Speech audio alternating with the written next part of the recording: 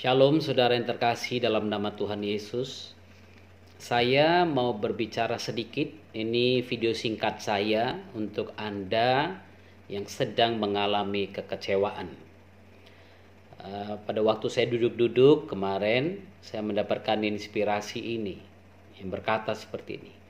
Kekecewaan adalah satu alat yang Tuhan pakai untuk membuktikan bahwa Ia setia. Kata kecewa sendiri berasal dari kata disappointment.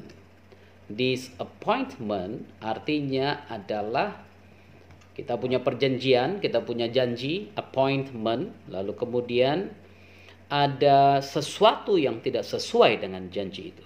Disappointment. Artinya apa? Ada sesuatu yang kita harapkan terjadi ternyata tidak terjadi.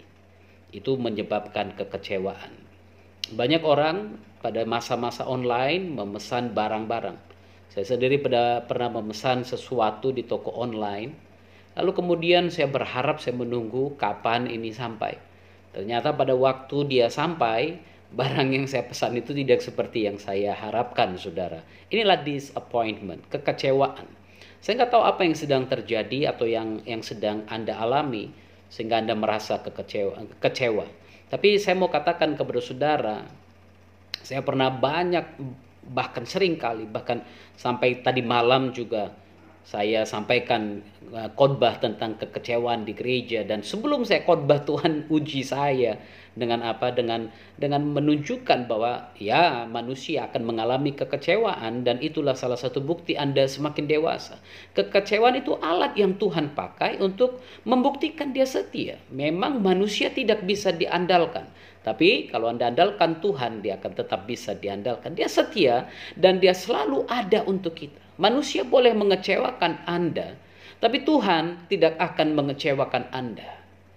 Saya ingat satu hari papa saya pernah bercerita tentang keadaan di mana dia berjalan pada waktu dia baru melayani Tuhan. Dan pada saat itu dia merasa sangat tertekan karena dia meninggalkan segalanya untuk melayani Tuhan. Lalu kemudian dia mengalami kejatuhan berat dalam hal ekonomi dan sebagainya. Dia berjalan karena dia berpikir tidak ada orang yang pedulikan dia.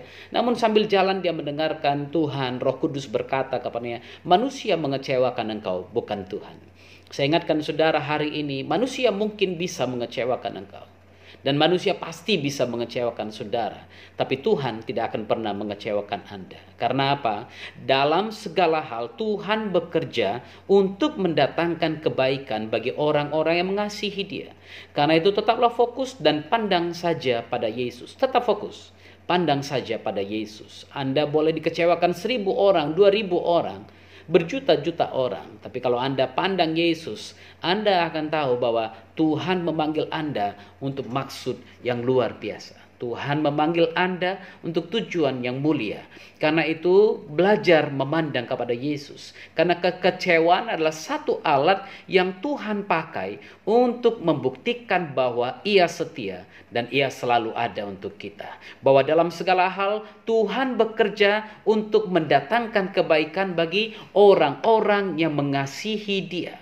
Karena itu tetaplah fokus dan pandang saja pada Yesus. Tuhan memberkati saudara. Sampai berjumpa kembali dalam renungan-renungan yang akan saya sampaikan ke depannya.